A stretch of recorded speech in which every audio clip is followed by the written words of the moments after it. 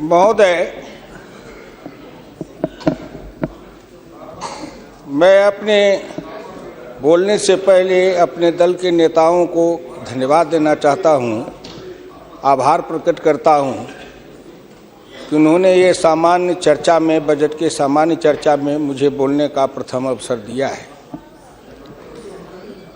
सहज से ही मैं गांव का किसान हूं, गांव में पैदा लिया, गांव में पला, गांव में बढ़ा। किसी तरह से राजनीति के धारा में चलते चलते यहाँ तक मैं पहुँच गया। लेकिन जब कभी मैं खड़ा होता हूँ तो मेरी नज़र वहीं रहती है। चौधरी चरण सिंह जब भारत के प्रधानमंत्री बने तब भी उन्होंने मुझे एक बार कहा था कि हुकुमचंद, भारत का प्रधानमंत्री हूँ, लेकिन दिन में एक बार मेरी नज़र अपने गांव में चली जाती है। वही कच्ची दीवार, फूस का छप्पर, वही कच्चा कुआं, वही गाय, वही भैंस, वही बकरी, वही ज्वार, वही बाजरा। तो जो जहाँ से पैदा लेके आता है, जिस संस्कार में पलता है, आप तो संस्कृत के भी विद्वान हैं अध्यक्ष जी, मनुष्य सब कुछ भूल जाएगा, लेकिन जिस संस्कार में पला है या बढ़ा है वो कभी भूल नहीं सकता है। तो मैं तो उसी संस्कार में पला हूँ, बढ़ा हूँ। मैंने गोबर देखा, मैंने बकरी की गिनती की, मैंने भैंस की गिनती की।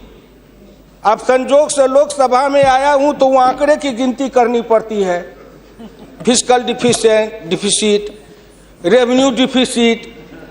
अब मेरे जैसा आदमी उसमें उलझ जाता है कि बकरी गिनूं कि भैंस गिनूं कि डिफिसिट गिनूं। यहाँ आके डेफिसिट गिनो, वहाँ बाद में गिनो। और हम तो केवल वही खोजते हैं। जैसे युद्ध के बाद, सीता माता के साथ युद्ध जीतने के बाद, लंका विजय के बाद, जब बानर भालू के बीच में मणि की माला वितरित की जा रही थी तो वो सब दाने को तोड़ तोड़ के बंदर देख रहे थे। सब हंस पड़े बड़े लोग कि आखिर बंदर बंदर तो है, ये माले क्यों तोड़ रहा है। पूछा कि तुम इस दाने को क्यों तोड़ रहे हो?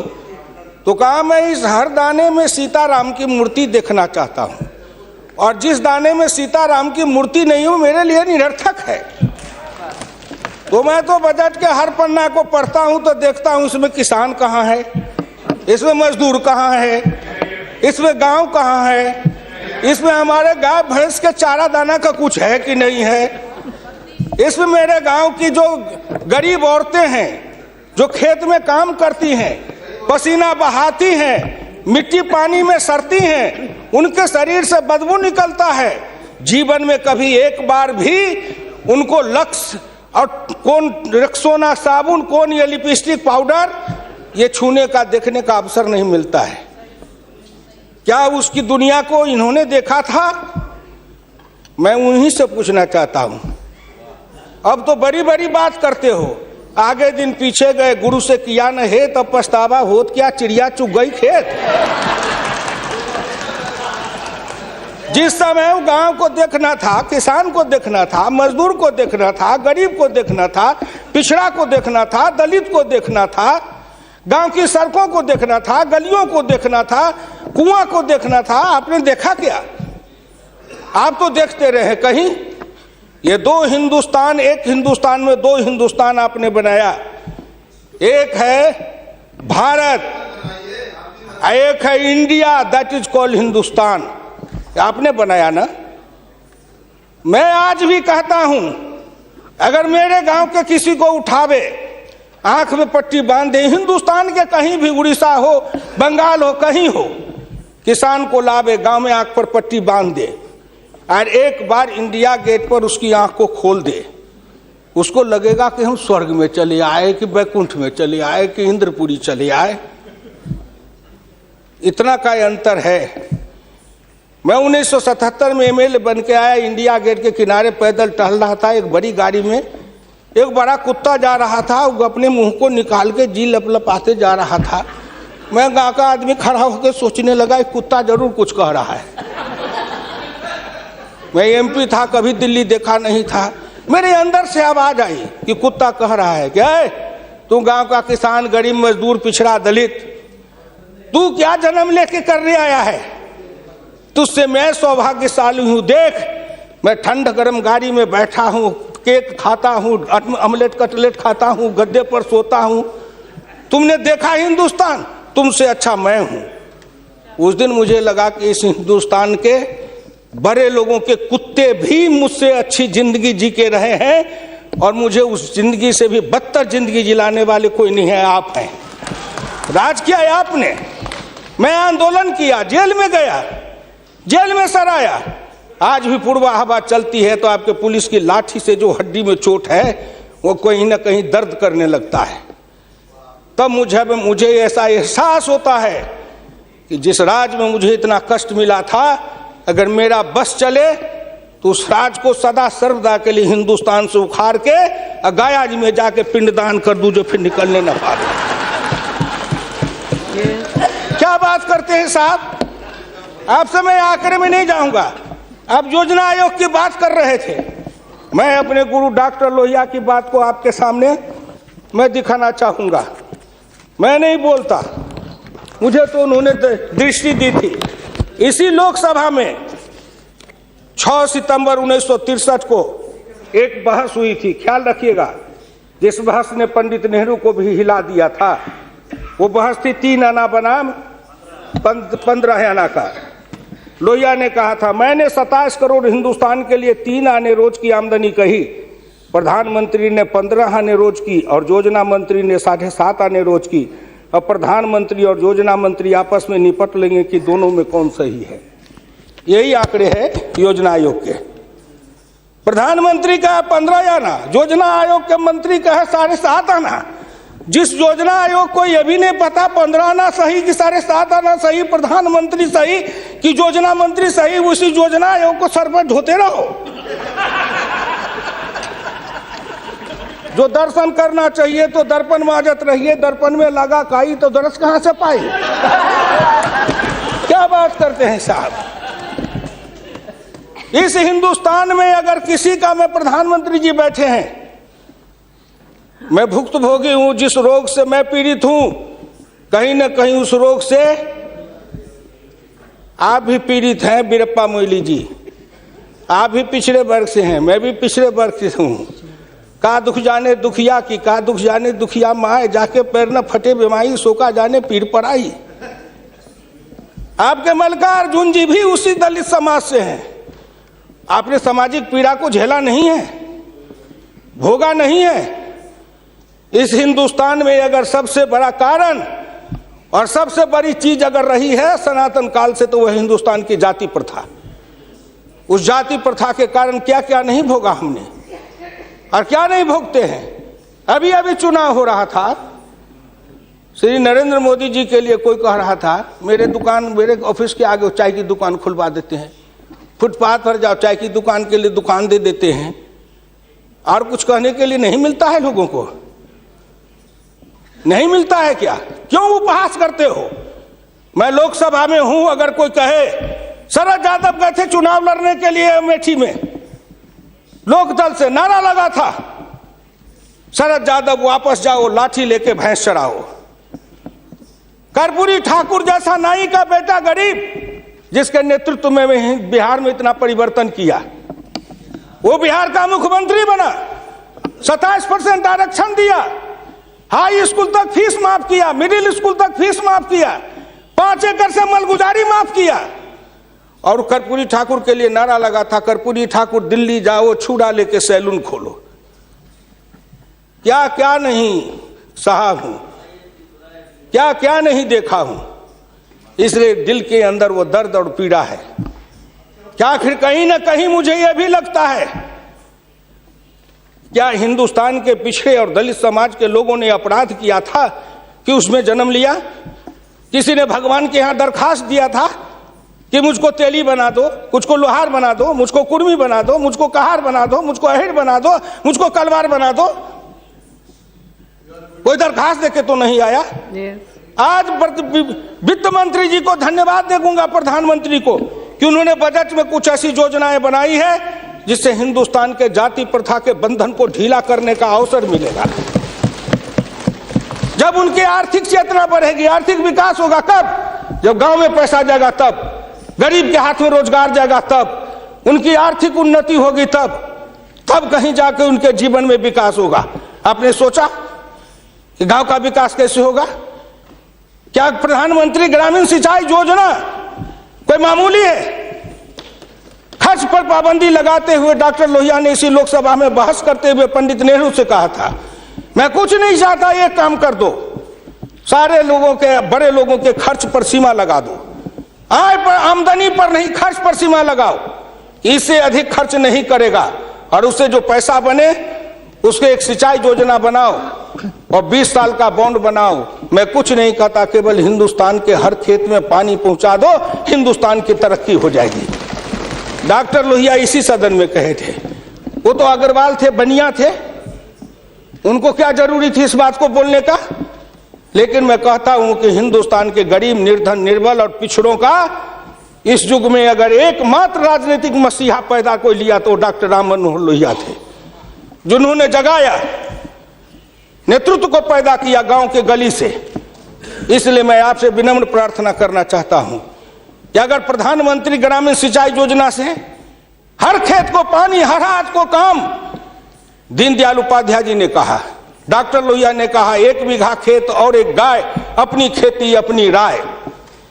हम तो ये लड़ते आ रहे हैं और आज वो सपना साकार हो रहा है। इसलिए मैं आपसे विनम्र प्रार्थना करना चाहूंगा कि सवाल है दृष्टि का, दिशा का और संकल्प का।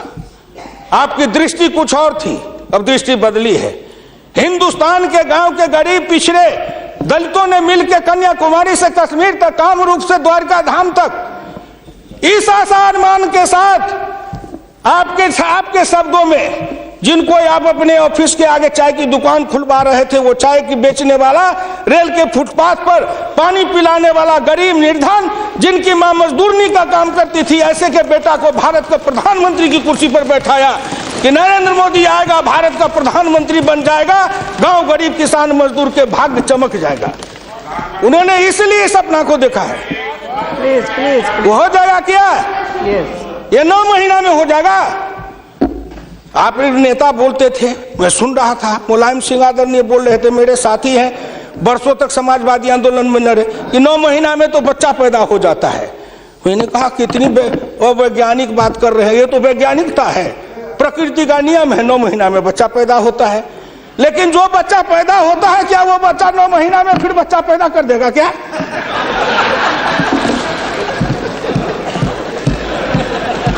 कितनी आप वैज्ञानिक बात बोल रहे हो? इस सरकार का 9 महीना हुआ, 10 महीना हुआ, सरकार पैदा हुई, अब क्या सोचते हो? आप क्या सोचते हो? इसलिए आपसे मेरी विनम्र प्रार्थना है कि संभलो, अभी भी आप संभलिए, प्लीज अभी आप संभलिए। आप बजट को क्या समझते हो?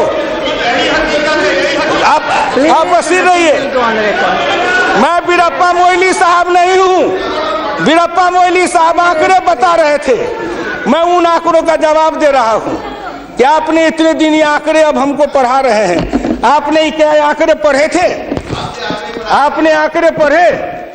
1951 में किसान थे 71.9%, 211 आपका राज, घट के हो गए 45.10 पॉइंट, 26.08 पॉइंट किसान गायब हो गए। कहाँ गायब हो गए? कहीं नहीं गायब हुए। खेतिहर मजदूर थे 28.1 पॉइंट, और वो घट करके हो गए 17.5, वो बढ़ गए 26.08। अध्यक्ष महोदय, जितना किसान गमा उतना खेतिहर मजदूर बनाया। ये आंकड़े नहीं है क्या? ये सच है कि नहीं? तो आप बजट बनाते रहो। बड़े बड़े अर्थशास्त्री आए, एक विद्वान आए अर्थशास्त्र के, कहां से? वो हार्वर्ड वाले। हमका कहा है हार्वर्ड? हमने कहा इस देश को कर देगा हार्वर्ड। तो हर्बट वाला हर्बर करेगा। हिंदुस्तानी अर्थशास्त्री चाहिए अरुण जेटली के जैसे। और ये कहां गए बोलिए? अगर ये चौधरी चरण सिंह हिंदुस्तान के जितने कृषि अर्थ ग्रामीण अर्थशास्त्री हुए, जेसी कुमारप्पा से लेकर चौधरी चरण सिंह तक, सबने एक ही बात कहा, खेती पर से जो जो भार घटेगा त्यों तो गांव की उन्नति होगी, किसान खुशहाल होगा। खेती पर से भार को कम करो। आपने कम किया, लेकिन हमको बनाया क्या? ऑफिसर बनाते, नौकरी देते, उद्योग लगाते, हाथ में काम देते, साइकिल देते, मोटरसाइकिल पर चढ़वाते, तब न समझते। हम किसान थे, हमको मजदूर बना दिया, झुग्गी झोपड़ी में डाल दिया, गंदी जिंदगी, कीड़े की जिंदगी जीने के लिए हमको रख दिया।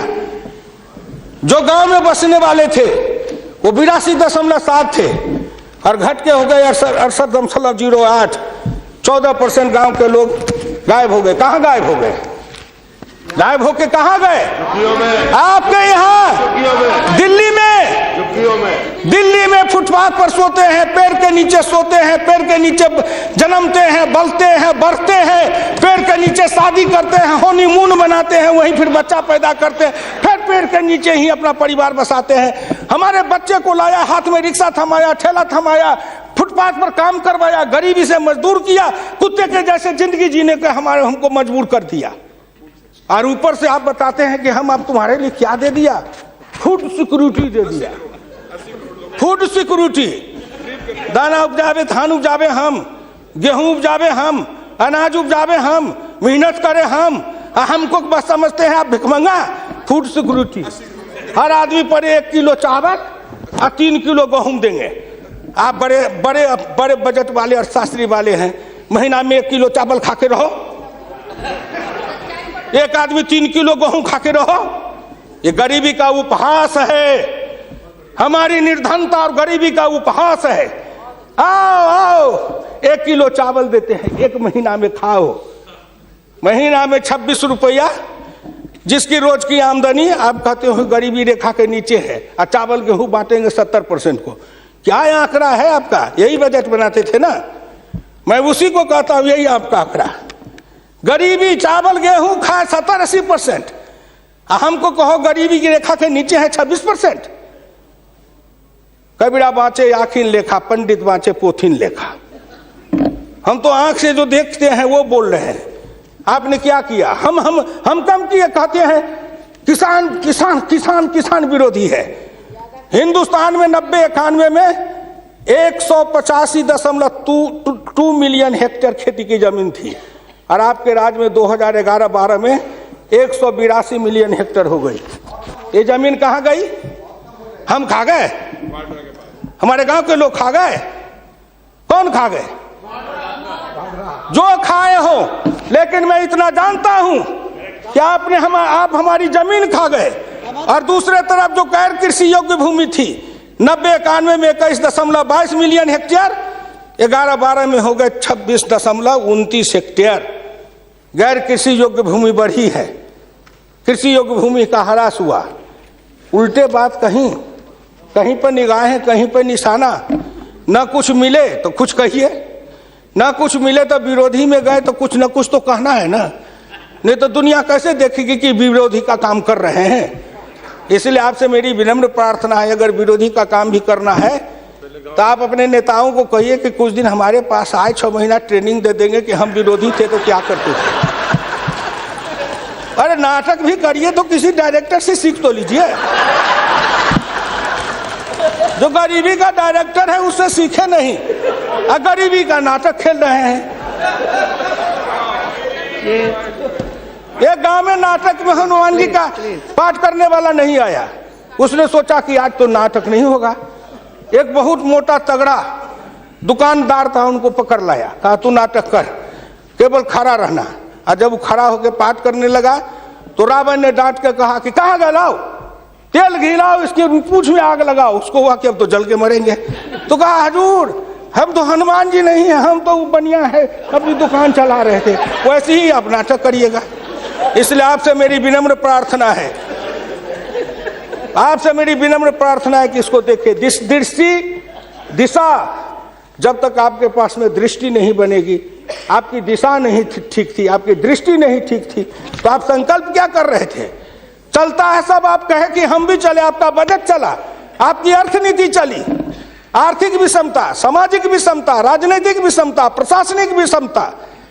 क्या मैं पूछता हूं कि आपके किसी बजट से इन विषमताओं को अंत करने के लिए कोई काम किया? नहीं किया। इसलिए हमारे गुरु डॉक्टर लोहिया कहते थे कि हिंदुस्तान में जब तक जाति प्रथा है और जब तक इस जाति प्रथा का रोग रहेगा तब तक हिंदुस्तान का कल्याण नहीं होगा। भ्रष्टाचार के पीछे भी जाति प्रथा है। कोई माननीय प्रधानमंत्री बैठे हैं, हिंदुस्तान के अंदर किसी को अगर चाहेंगे कुछ कर दे, प्रधानमंत्री रहते हुए क्या है जो कर देंगे? जिस जात का सरकारी नौकर होता है, मैं भी इतने दिन तक 54 वर्ष रह के देखा, मंत्री रह के देखा, जिस जात का सरकारी नौकर, उसके ऊपर कलम उठाइए तो उसके जात का न जाने कहां से कहां सभी जगह से लोग आ जाते हैं उसको बचाने के लिए।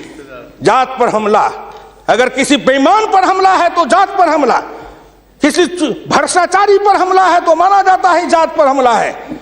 इस जात को तोड़ने के लिए सबसे बड़ा कदम उठाना पड़ेगा।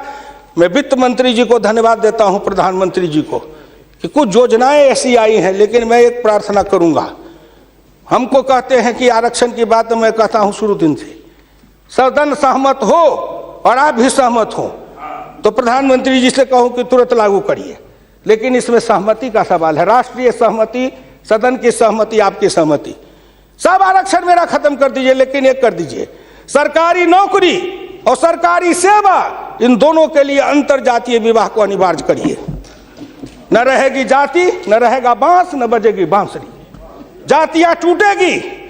अंतर जातीयता के कारण हिंदुस्तान में एक जाति बनेगी, वह जाति बनेगी भारतीय, वह जाति बनेगी मानव जाति। इन जातियों के रेखा को तोड़िए। इसके लिए अगर कर सकते हैं तो आप सहमत है तो बोलिए। आप कहते हैं गरीब और अमीर मिटा देंगे, लेकिन न्यूनतम और अधिकतम की रेखा तय कर दे, यह सरकार करना चाहे, नरेंद्र मोदी जी चुटकी में कर देंगे, क्योंकि इनका क्या बिगड़ेगा? इनका कुछ नहीं बिगड़ेगा। नरेंद्र मोदी जी अगर न्यूनतम और अधिकतम की रेखा तय करेंगे तो इनका कुछ जाएगा, न परिवार का जाएगा, न बाल बच्चे का जाएगा, किसी का कुछ नहीं बिगड़ने वाला है। लेकिन चिल्लाने लगेंगे तो हम 100 से कम न 1000 से ज्यादा समाजवाद का यही तकाजा। बड़े समाजवाद की बात करते हैं, मैं ज्यादा समय नहीं लूंगा, मैं इनको समाजवाद की बात अपने गुरु डॉक्टर लोहिया की पढ़ के सुना दूंगा। और हमारे कुछ समाजवादी हैं, अब वो तथाकथित समाजवादी हो गए हैं, समाजवादी तो रहे नहीं लेकिन तथाकथित हैं। आप मुझको कह देंगे कि आप भाजपा में चले गए, मैं भाजपा में क्यों आऊं?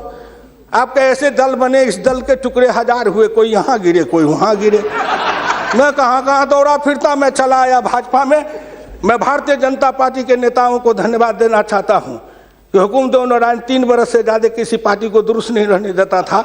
आज 20 बरस से भारतीय जनता पार्टी में अटल अटक खड़ा हूँ। इस पार्टी में जब तक कोई ताकत नहीं है, अडवाणी जी में, अटल जी में, नरेंद्र मोदी जी में, इन सब लोगों में जब कोई गुण नहीं है, तो मेरे जैसे उदंड आदमी को 20 वर्ष तक अपने पिंजरे में रख लिया है, कोई साधारण योग्यता है?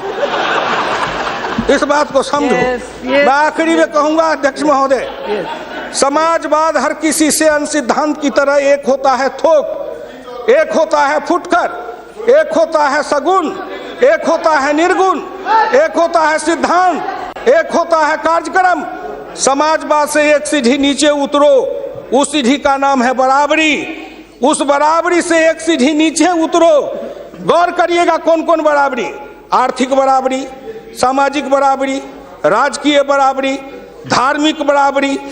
उससे एक सीढ़ी और नीचे उतरो, तब उसके बाद आएगी समता, संपूर्ण समता, संभव समता। तब एक सीढ़ी और नीचे उतरो, तब अधिकतम और न्यूनतम की सीमा लगाओ। ये धार्मिक बराबरी की भी बातें भी की गई है। अगर हम धार्मिक बराबरी पर जी समाप्त करेंगे, अगर धार्मिक बराबरी पर मुझे कहा जाए तो मैं कहने लगूं तो कितनी अपनी पीड़ा सुना दूंगा कि धार्मिक बराबरी इस देश में कैसी है। उसके संबंध में मैं ज्यादा समय नहीं लेकर के केवल आपके सामने मैं सुना देना चाहूंगा। समन्वय दो तरह का होता है, एक दास का समन्वय, एक स्वामी का समन्वय। मैं नहीं कहता, महान समाजवादी अर्थशास्त्री डॉक्टर लोहिया ने इसी सदन में 26 मार्च 66 को कहा था। गौर से शब्दों को सुनिए। समन्वय दो तरह का होता है, एक दास का समन्वय, एक स्वामी का समन्वय। पिछले 1000 बरस के इतिहास से हिंदुस्तान ने स्वामी का समन्वय नहीं सीखा, वह एक दास का समन्वय रहा है।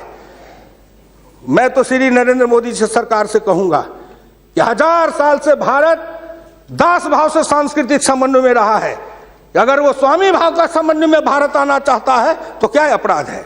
इसलिए उन्होंने कहा इस संबंध में मैं खाली परदेशियों को ही दोष नहीं देता, उनके सबब से जितने भी इतिहासकार हैं वे सभी जहर में बिल्कुल घुल जाते हैं। आज भारत के 2 इतिहास के स्कूल हैं, एक डॉक्टर ताराचंद, एक डॉक्टर मजुमदार, एक और है जो दोनों के दोनों इसी समन्वय धारा के हैं, विविधता धारा के हैं।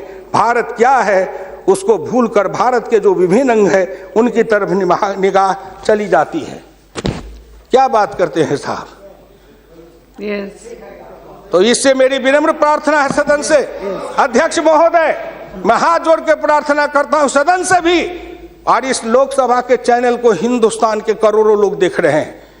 मैं उन गांव के गरीबों, किसानों, मजदूरों से कहता हूं, गांव गरीब, मजदूर, किसान, पिछड़ा, दलित और नौजवान, मिलके देश बनाओ, आओ देश बनाएंगे। और नरेंद्र मोदी के प्रधान रहते हुए एक बार नहीं, अगर हिंदुस्तान में आपने जितने दिन रहा, एक बार में तो थोड़ी सी रेखाएं बनाई जाएगी, दूसरे बार में मिट्टी डालेंगे, तीसरे बार में तब न पिचिंग करेंगे।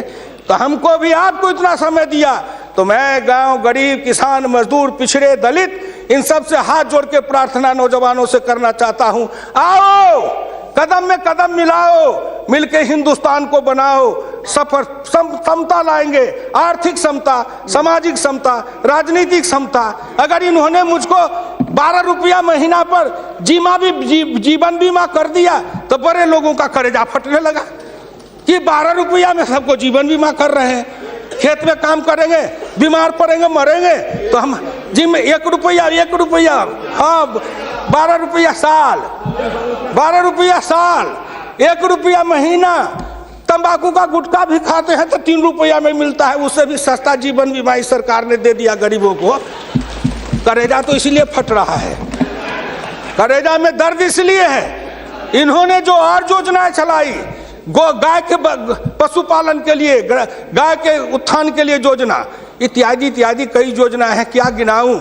हरि अनंत हरि कथन अनंत। मुद्रा बैंक बनाए, उसमें छोटी इकाई वाले को कर्जा देंगे, छोटी इकाई, वो छोटी इकाई का जो गांव वाला कर्जा खाएगा उसको किसको देंगे ये। इसलिए आपसे मेरी विनम्र प्रार्थना है कि 1 सेकंड में, 1 मिनट में इस बात को कह के खत्म करूंगा। राष्ट्रीय नमूना सर्वे के मुताबिक देश में 5.70 करोड़ उद्यमी हैं, इनमें 11 लाख करोड़ रुपए की पूंजी लगी हुई है, इनसे 12 करोड़ लोगों को रोजगार मिल रहा है। लेकिन इस क्षेत्र के उद्यमियों को पूंजी में कर्ज का हिस्सा केवल 4% है, जबकि अनुमान के अनुसार बीते 22 वर्षों में बड़े उद्योग में 50 से 60 लाख करोड़ रुपए की पूंजी लगी हुई है, इनसे मात्र 22 लाख लोगों को रोजगार उपलब्ध है। ये छोटे उद्योग, बढ़ई को, लोहार को, कुम्हार को, हजाम को, ये जो छोटे छोटे, ये जाति छूटेगी इससे। जाति आधारित हिंदुस्तान में पेशा है और पेशा के आधार पर जाति बनाया गया। अब इन रोजगार के जरिए उनके हाथ को काम देंगे, उन छोटे उद्यमियों को रोजगार देंगे।